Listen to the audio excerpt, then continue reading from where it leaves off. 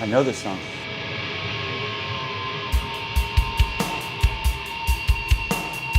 It's Prayers and Triangles. It's the first song on the new Deftones record. The record is titled Gore.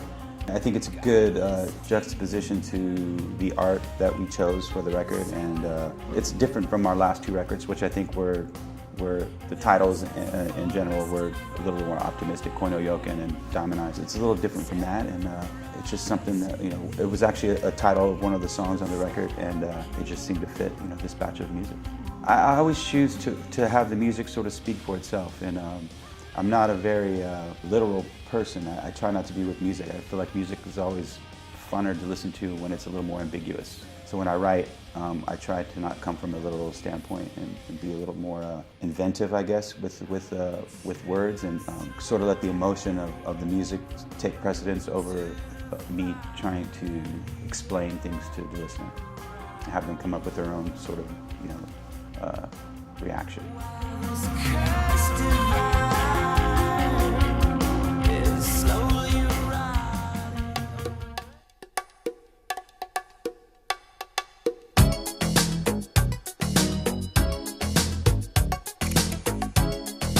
La Isla Bonita, Madonna.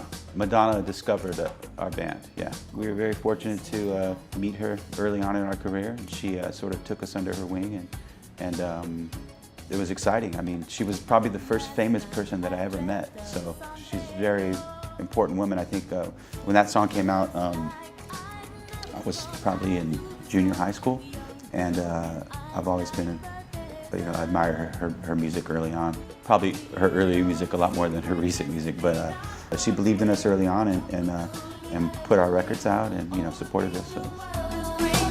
This is where I long to be, La Isla Bonita.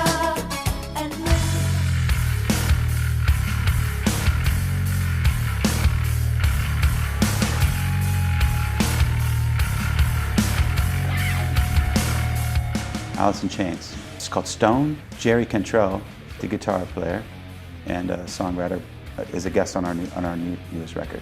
He's been a friend of ours for a long time. He's obviously a great musician and inspiration, and we had this song that was written. It had this space in the song where we had an idea to have somebody come in and sort of fill it with something interesting, and I've always enjoyed his guitar playing. I think the notes he chooses to play and the vibe that he sort of conveys in his playing, I think was a good fit for this certain song. The song is called Phantom Bride. I sent him the song, and he sent me the demo back the next day with his guitar part over it, and it was like awesome.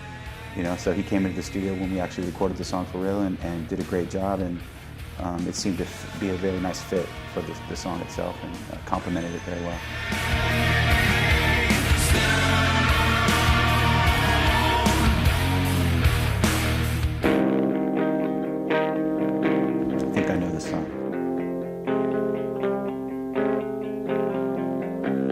This is Change in the House of Flies by Deftones from the White Pony record. Our goal on making this record, even though we didn't go in with the intentions, while we started writing it, we really felt that we wanted to expand our sound.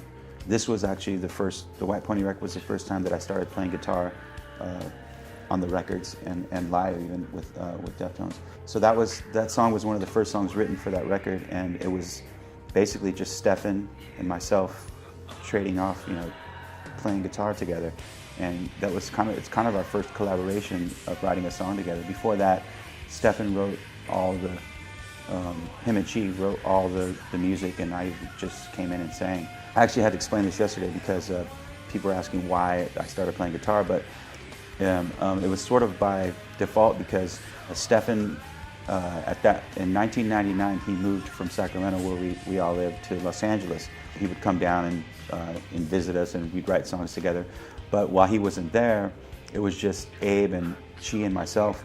We still had our rehearsal space there, so we'd go in there and just start making music. So I just started picking up the guitar just to make songs, and without the intention of them really being anything that would end up on a Deftones record, but just for fun. So when he came back, I had a whole guitar set up for myself, and then we just started playing together. and that song came out of it. At the time, I mean, you know, as far as metal was before that, I could see why they would say it's some form of new metal, because it wasn't just classic metal. But then new metal became a genre, and at that point, I feel like we really wanted to separate ourselves from any genre, not just new metal, but anything to be associated with any group of bands. It feels like they're trying to put you in a box, you know, and we didn't feel comfortable being in a box. I felt like we wanted to expand on and continue to expand on in our creativity. So the White Pony record, I think, was a big departure from what our contemporaries were doing at that time.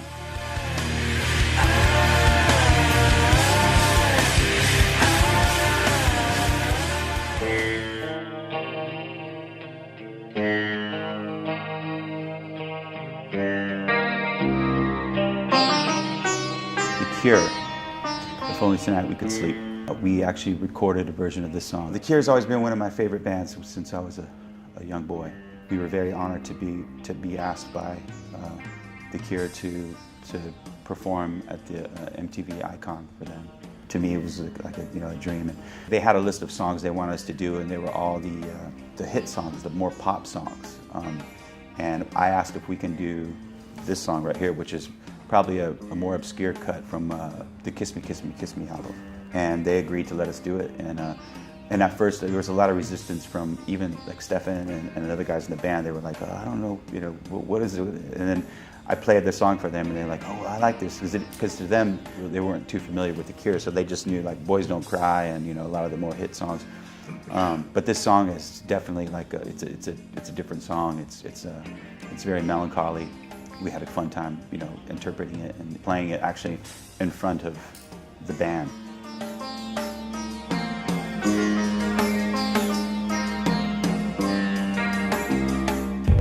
Now this one dedicated to the man them call MacGyver. And no 007 James Bond spy man inside the area. Maximum respect to the man them call Ice Cube. And no bus no deuce no 3 8 1 4 4. Ice Cube, it's the song Wicked from Ice Cube. That was one of my favorite Ice Cube records, The Predator. Actually, the record before that, Kill at Will, was probably my favorite Ice Cube record. Yeah, he's always been one of my favorite rappers. I think, you know, his first few solo records, America's Most Wanted was definitely an awesome record, Kill at Will, and then Predator. At the time that record came out, it was just like, I'm not too familiar with a lot of hip hop records. I mean, like a lot of, I call it rap music because that's what we called it, you know, back in the day. But you know, West Coast rap music was like, that was my thing early on. I mean, I fell in love with it very early on in life, and but that record is hard. You know, I mean, Ice Cube, he used to be like very like, just like. It's just been one of my favorites, and actually we chose that song because I did a cover version, or Korn did a cover version of it, and they asked me to sing or rap on it, and I thought it was, honestly, when we did that, I thought it was just for fun, and we were in the studio doing it. I thought it was going to be like maybe a B-side or something like that, and they ended up putting it on the record, which was pretty funny. Still got a juice that a bunny hop the curb. Nappy head, nappy chest, nappy chin, never seen with a heavy grin. Yes! Razors! Yes! Fucking guns! Razors! Rocket Skates, but it's the remix from M83. I love Anthony. He's awesome. I mean, I've been an M83 fan for a long time, and it really was something special because I had asked him if he'd like to do something on that record.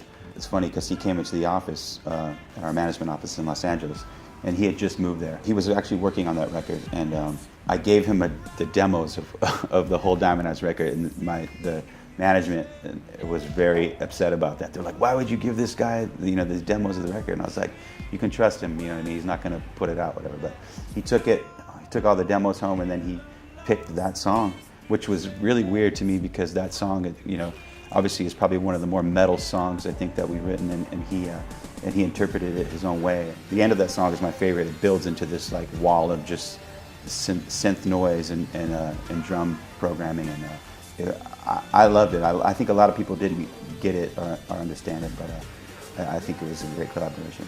I love electronic music, yeah. Probably more than I love any other music.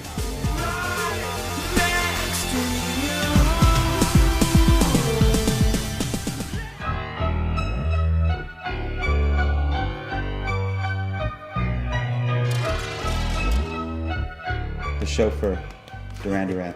You picked that because we did a cover of that song as well. We did it when we recorded the Around the Fur album, 97, 98. Duran Duran, I grew up, I have an older sister who loved them, had their pictures all over her wall, and I look up to my big sister ever since I was a little kid, so anything she liked, I liked. So I was probably one of the only boys like in elementary school who loved Duran Duran, you know.